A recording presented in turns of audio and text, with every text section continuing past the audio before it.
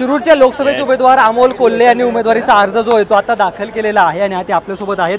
दादा, उमेदवारी अर्ज दाखल केलेला आहे, अतिशय निवडणूक होणार आहे, काय आव्हान आहे त्या निवडणुकीमध्ये वाटतं उमेदवारी अर्ज दाखल केल्यानंतर? नाही, मला वाटतं ही एक बदलाची जी जबाबदारी आहे, कारण देशातल्या जनतेनं हा निर्णय घेतलेला आहे. मोदी सरकारनं गेल्या 10 वर्षात जो काही अपेक्षाभंग केलेला आहे, महागाई असेल, बेरोजगारी असेल, शेतकऱ्यांच्या शेतमालाचा हमीभाव असेल, या सगळ्या बाबतीत जी एक प्रचंड निराशा सर्वसामान्य जनतेची झाली आहे, त्यामुळे सर्वसामान्य जनतेने ही निवडणूक हाती घेतलेली आहे.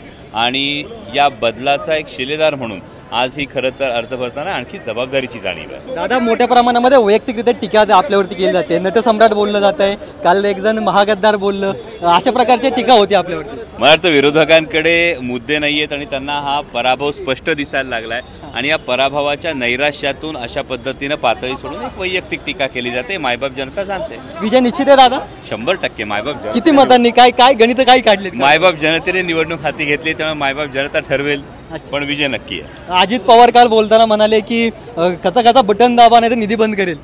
मला असं वाटतं लोकशाही प्रणालीसाठीच हे विधान धक्कादायक आहे, कारण लोकशाहीमध्ये हा जो निधी हा कुणाच्या खिशातून येत नाही, मायबाप जनतेच्या टॅक्सच्या पैशातून जो निधी येतो आणि हा निधी सगळा प्रत्येक नागरिकाचा त्या सरकारच्या निधीवर हक्क असला पाहिजे. अशा पद्धतीने मत दिलं तर निधी, मला वाटतं हे लोकशाही मूल्यांनाच घातक आहे. अच्छा, तर हे होते अमोल कोल्हे ज्यांनी आत्ताच उमेदवारी अर्ज भरलेला आहे आणि ते आता सभेस्थळी निघालेले पाहायला मिळत आहेत. रोहन कदम, जय महाराष्ट्र न्यूज, पुणे.